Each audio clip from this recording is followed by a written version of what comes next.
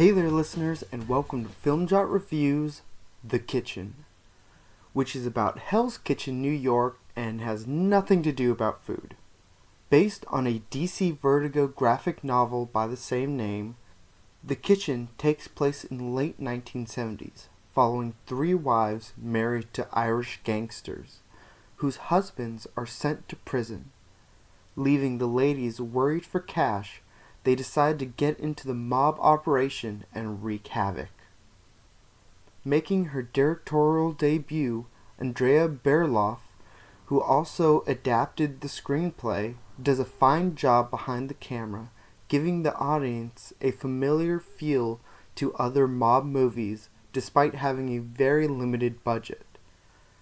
But Berloff, from what I could gather, agreed to working with a smaller budget so that she can create this female-led film.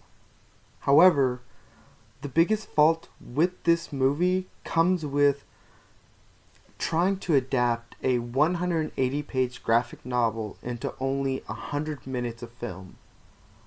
Although I have not read the comic, it became very clear within the first 20 minutes of this movie that something was lost in translation. There are a lot of story and character ideas that were interesting but also seemed rushed or didn't get fleshed out entirely. So many things I would have liked to have seen or lingered more on, but the film kept cutting to what was next and next until the whole story had flown by. Without getting into any real spoiler territory, I would have liked to have seen more of the ladies building trust around the block, which in turn leads to their control. More on the overall takeover on the Irish mob. The movie cut so fast to their rise to the top of the gang with almost no real struggle that it looked easy. Easy enough you could do it. Plus, I feel there was supposed to be a heavier thread on the FBI in the shadows with agents dedicated to the case, but instead we get random cuts so we don't forget the actor Common is in this film. Although I was disappointed with the writing, there was still enough that it made me intrigued to possibly read the comic later. Now, the script doesn't lend much to the actors. The performances I thought were still strong in the moments we got. Melissa McCarthy plays Kathy Brennan, a mother and housewife in a healthy home environment until her husband is arrested and becomes desperate to help the mob in order to provide for her family.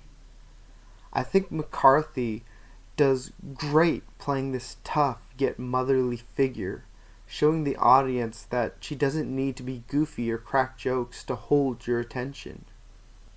Tiffany Haddish, even more so, only known for her comedic performances, plays Ruby, who is looked down upon by the rest of the mob family for being a woman of color married into the Irish gang. Disrespected by the other mob members and her own husband, she is more than ready to make a name for herself alongside her only trusted friends.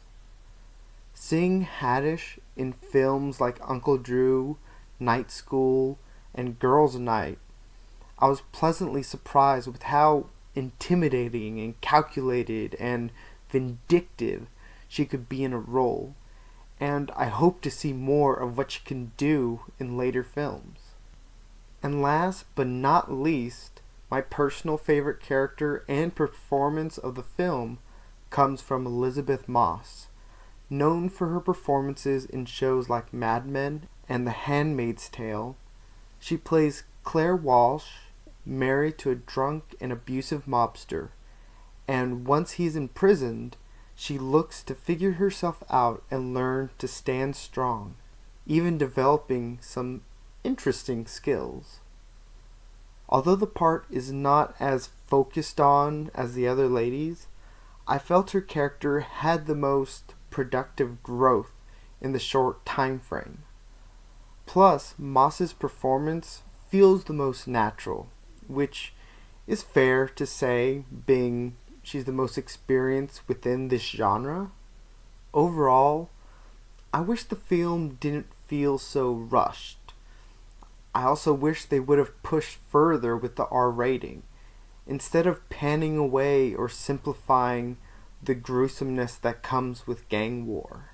Although the film already runs at an hour 40, this is one movie that probably could have benefited with a slightly extended runtime to help fluff up some of the ideas that it had going for it. It's not unwatchable, but it isn't great, which means it's hard to recommend, but I won't advise against it either. Anyways, there we have it, The Kitchen. Make sure to let me know what you thought of the film over on Twitter at FilmJot or Instagram at film_jot. Thanks again for anyone for listening, and until next time, this is FilmJot. Stay friendly, you guys.